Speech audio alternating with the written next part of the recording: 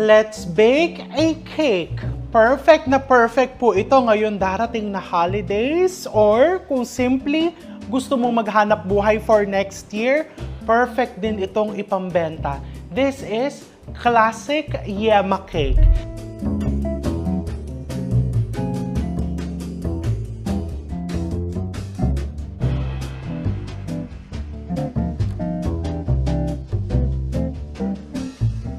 So today, I'm going to teach you the techniques on how to achieve a perfect chiffon cake and of course, a not too sweet yema icing. Simulan muna natin dun sa not too sweet yema icing, o talagang in-emphasize ko, not too sweet kasi ayaw mo nang nakakaumay. So first, I have here 1 can of condensed milk. Meron ako ditong stainless na kawali. Ilagay mo lang sa stainless na kawali. Okay, and 4 egg yolks. Lagyan mo ng 4 egg yolks. This is evaporated milk, cornstarch. So yung cornstarch, naglalagay tayo hindi para dayain yung recipe.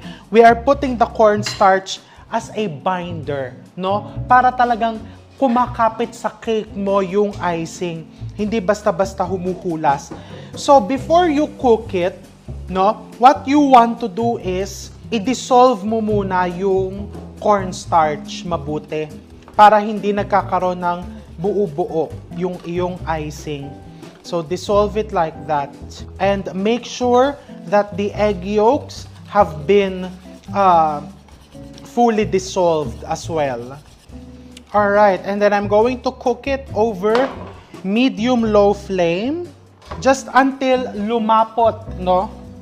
You have to bring this to a full boil. Ayan, so pagka naghahalo ka ng yema icing, kailangan relax lang, huwag kang parang nagmamadaling ganon, because doing that, tatagal yung pag-init ng mixture. Kasi pag mabilis kang naghahalo, nagpapasok ka dito sa loob ng cool air. Kailangan, ayan, ganyan lang. Relax ka lang.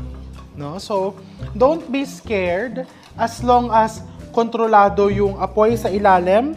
Just medium-low flame. Hindi po yan basta-basta masusunog.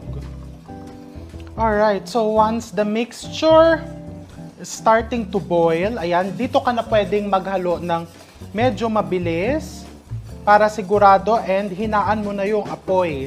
Pwede mo nang ilagay sa low